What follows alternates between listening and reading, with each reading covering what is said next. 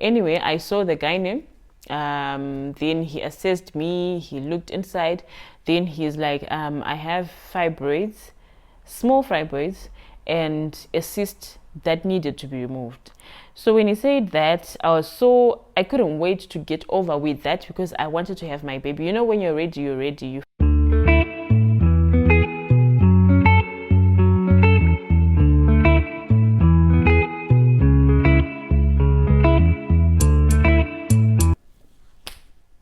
Hey guys, I am back. My name is Samantha, and as I promised, I decided to do this video because I know it's going to help someone. Anyway, this video is about how I was trying to conceive after using contraception for 2 years continuously, and I was on the pill, just so you know the kind of contraception that I was using. So after that 2 years, we decided that we wanted to have a baby because we didn't want to just have kids as soon as we got married. So we decided to use contraception, even though it's something that is discouraged in our culture. Or I remember when the day I got married, after that they went to leave me, my relatives went to leave me at my husband's family house, and then my go-go was like, no, you need to have a baby today, you need to make sure you get pregnant today. I was like, oh. The pressure. Anyway, I just told her that no, we decided that we are going to have kids later on. We need to make sure everything is in order because, you know, guys, it's really not just about having kids that you cannot take care of. At that particular time, we couldn't afford to take care of ourselves. Imagine taking care of a baby, hospital bills, taking care of the baby, the accommodation. If you have a baby, you need to have a home that can accommodate a baby, that can accommodate maybe visitors, you know, things like that. So anyway, I used the pill for 2 years, and then I decided to stop it. One thing I'm going to tell you, if you're using contraception and you want to have a baby, try to give yourself some grace, a grace period. Like maybe you want to have a baby, let's say in December. Maybe stop the contraception maybe 3 months before and just say, okay, if I get pregnant now, it's fine. If I don't, it's fine, so that you don't give yourself pressure. If you stop in January and you want the baby in January, I mean, your body needs time to clear out the contraceptive whatever that you were using. But for other people, I have a friend of mine, they stopped the pill this month and the next month they missed their period, they were pregnant already. But for some of us, it didn't work like that. And I know for some other people, it definitely won't work like that. Also depending on the kind of contraceptive that you have been on. So for me, we decided to have a baby after 2 years. That's what we agreed on. So just before the 2 years ended, I decided to stop the pill because I wanted to give myself grace. I gave myself like 3 months for the pill to get out of my system. Okay, after 3 months, I stayed 3 months. Now I was beginning to feel like, no, this pill, they told us the pill is the safest. I mean, if you want to have a baby later, it's easy to get out of your system, unlike other injections and so and so. So I was now starting to think, why am I not getting pregnant? I mean, it's been 3 months. I should be getting pregnant. And by that time, I was exercising, I was going to the gym, I was eating healthy, I was drinking, you know, those ginger shots that you make at home with turmeric and whatever. So literally, I was healthy. I was trying to be at my best in terms of health. And that is one thing that I would encourage. If you're trying to conceive, please try to live a healthy life, a healthy lifestyle. Try to eat healthy, try to exercise, try to detox your body, try to avoid, if you're someone who drinks alcohol, maybe give it a break, or just pause a bit and focus on being the healthiest that you can be for yourself and for your baby that you're gonna have. And one thing that I started taking, supplements, I started taking folic acid. I don't know who told me about folic acid, or was it Google, because I was researching a lot. So I started taking folic acid. So yeah, I was healthy, you know, but then I got to a point that I was now starting to get worried. And one thing that I'll tell you, if you start to get worried about conceiving, if you start to think about it every day, you won't conceive, or you probably really struggle to conceive, because I think you're stressed. I think that thing, the situation needs you to be really relaxed and calm and not stressed, because you really won't get pregnant. So around some time, last year, early last year, I think in the first quarter of last year, I then decided, I told my husband, no, I want to go and visit a gynae because I just want him to see if everything is okay with me. And then he was like, no, it's only 3 months. You need to cool down. You need to calm. I'm like, no, let me just go and see what he says about me, about everything else inside. So the thing that happened is, you know, when you start talking about something, you start getting sponsored ads and stuff of the topics that you're talking about. So I started seeing this sponsored ads of a gynecologist, and this gynae is located somewhere in Soweto. I think it's called Dobsonville in Soweto, and Soweto is really far from where I stay. I stay in the north, and Soweto is in Joburg South. So, but then he had a reputation of, infertility cases.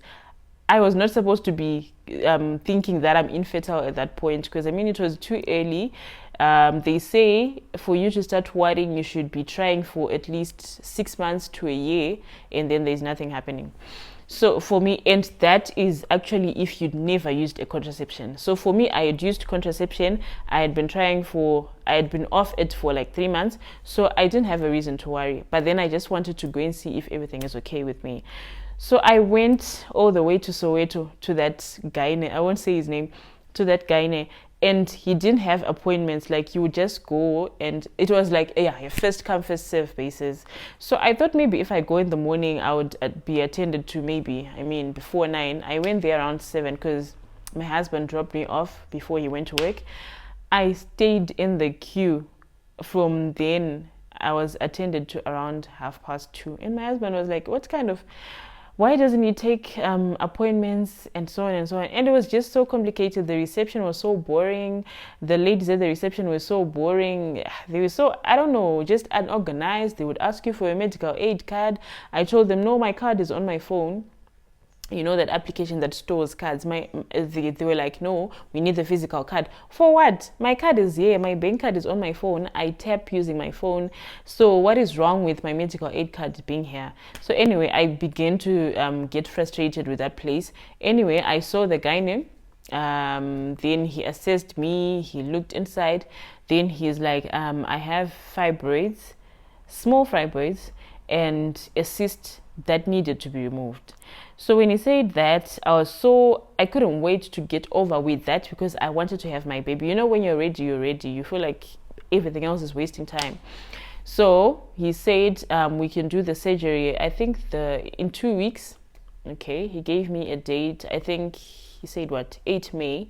Yeah, he said, no, we can do the surgery on the 8th of May. I'm like, okay, let's do it. So he said his administration will communicate with my medical aid so that my medical aid approves, and then I go for the surgery. So I told my husband, no, I need to have a surgery to remove the cyst. I think it was called myectomy, something like that. So I was so ready to do that. Anyway, I told my pastors. Then my pastors was like, no, let's just pray about it. What did I tell them then?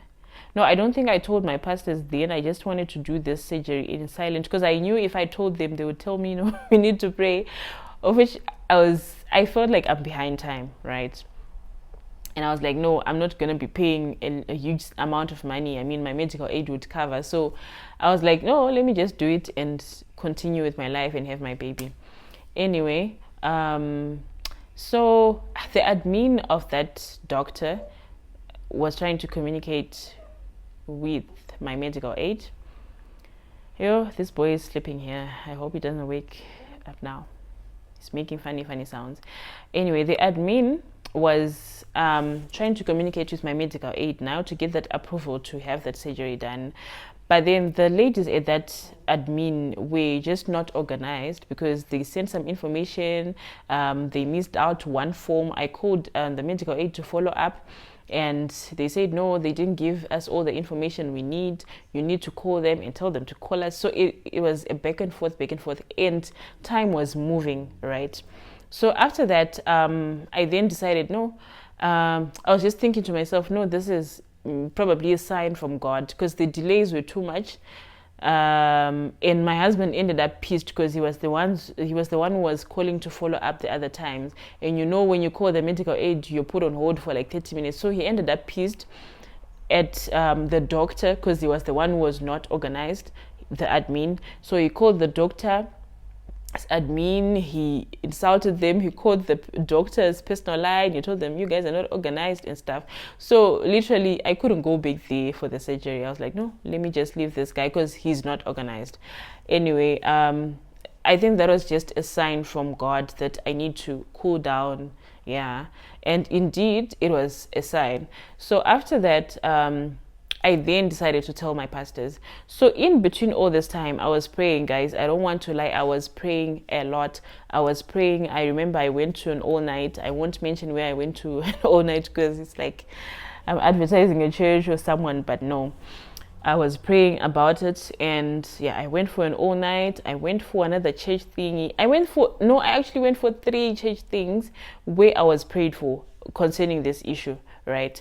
So after that, I decided to tell my pastors. I told them, no, that's the situation. So I was supposed to have a surgery. And then my female pastor, they are a couple. So the wife was like, no, you need to pray. We need to pray about it. And really, probably you don't need to do that surgery and all. And you need to seek a second opinion. So she then recommended this other guy who is close to my place, like it's like 2 kilometers from here. It's near Kesaningel. So I decided to see that guy, and he's an old man, he's like experienced, 20 years experience and all. So I decided to go there. I went to visit that guy, and then he checked me. He had an assistant, I think someone he coaches or stuff. Then they looked at me, then they were like, so I went with the previous scan. Then he checked the scan. He said, okay, let me check you. Then he checked and checked and checked, and he's like, cyst, where? Then he checked and checked, and then he said, okay, you have a small fibroid, but it's out of your uterus, so it doesn't interfere with anything, so it's not a problem. And then, yeah, you used to have a cyst, but it's what is it called? It's dissolving. He said it's the nature of cysts to dissolve. You don't need to remove it. It just dissolves on its own. Your English, guys. I've been speaking English for some time. Anyway, then he said, no, you don't need to worry about it. You're good. You should get pregnant very soon. Don't worry. If you don't get pregnant in like 6 months, then you come back. But for now, what I'm looking at, you are good to go. You are going to get pregnant very soon. So he gave me this other supplement called Picositol because I have hormonal imbalance. So he gave me Picositol. I'll insert the picture. So he gave me that supplement, and after he gave me that supplement, I took it for like 12 days. Yeah, I think I took it for 12 days. After taking it for 12 days, that is when I discovered I was pregnant. And my pregnancy was, at that point, 7 weeks. So it probably means, it actually means when I went for that appointment, for the second appointment at that second gynae, I was actually pregnant a few days or maybe 1 week pregnant, but then they couldn't see it on that scan that they do. They couldn't see it because it was probably too small. Anyway, after discovering I was pregnant, I couldn't believe it. I was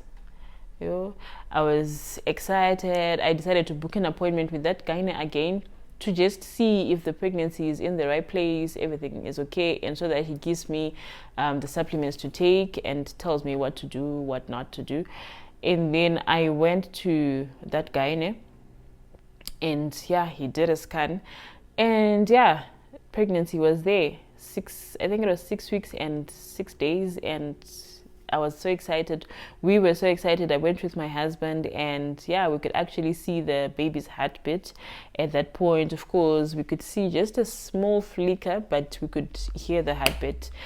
And yeah, we were excited. So I think the whole point I'm driving at is, if you're trying to conceive after contraception, try to give yourself some time before you actually want to have the baby. Give yourself some time for your body to clear out. Don't just stop now and then think you will get pregnant next month. You might not get pregnant next month, in that time there is nothing wrong with you. Like for me, imagine if my pastor didn't tell me to look for a second opinion and whatnot, and those delays that I experienced, I was going to have that surgery, which wasn't even necessary for me. So yeah, you need to be patient, and you need to stop thinking about being pregnant every day. You need to stop engaging with your partner with the sole purpose of being pregnant. Imagine every day you are doing it because you want to get pregnant. That you won't get pregnant. Trust me. That is what I was doing. I was doing that with a mind of, I need to get pregnant today. I need to get pregnant.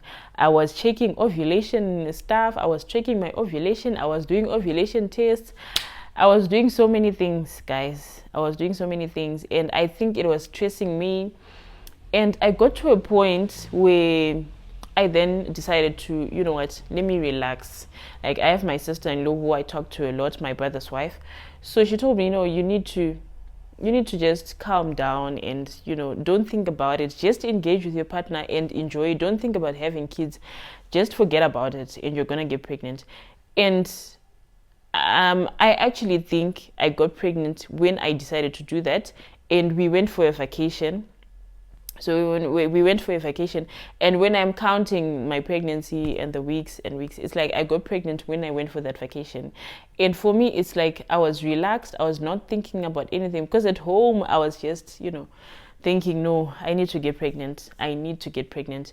But then when I went for that vacation, I was relaxed. So please, if you're trying to conceive, try to change the environment. Try to forget about it. Try to just be in the moment. Don't do it for the sole purpose of getting pregnant. Just do it like you did before you wanted to get pregnant. Like, you just want to enjoy yourself. You just want to have fun. I think that way you're calmed and your body is not too, because I don't know what that thing does, your mind and your ovaries. I don't know how they communicate, but the moment you put yourself under pressure, it's going to be a lot more difficult. And another thing, just pray about it. Sometimes it's just, I don't know what spirit that doesn't want you to be parents, or a spirit from your side or from your husband's side. I'm a person who believes so much in prayer, and it has worked for me in so many situations.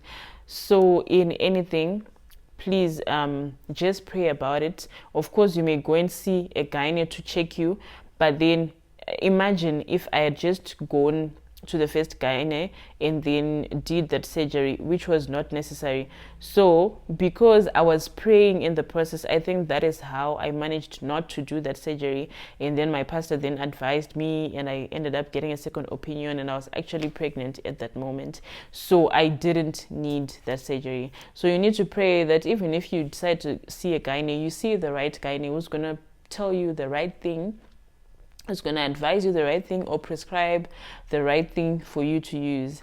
And I think, as I mentioned, the supplement that I used, it doesn't mean that you're supposed to try it, because my problem is not your problem, and you probably don't have hormonal imbalance, so you don't need to use that supplement. But if you see a good gynae, by the leading of the Holy Spirit, you go to a good gynae, or a gynae that is actually good for you, then you will probably get something that is right for you and that is going to help you to conceive. And the funny thing about this is, the time we are worried, men, or maybe my husband, was not even bothered. He was so unbothered. He was like, why are you even going to see a gynae? I mean, why are you so under pressure? You're going to have a baby. Just cool down. But for me, I was like, oh, no. I said I want to have kids after 2 years, and now it's almost 2 years, so I need to get pregnant. But yeah, it then happened. So yeah, just pray about it and see a gynae. Do what they say, but most importantly, just relax and don't give yourself pressure. Else you are going to be stressed every day and you won't enjoy anything. So yeah, that is it, guys. Anyway, if you've watched to this point, please do subscribe, share, comment in the comment section. If you have anything you want to ask directly, you can directly message me, but please do leave a comment here. And yeah, thank you for watching. I will be back. I promise the next time I'm back here, it's going to be a skincare video as usual, and we get back to business.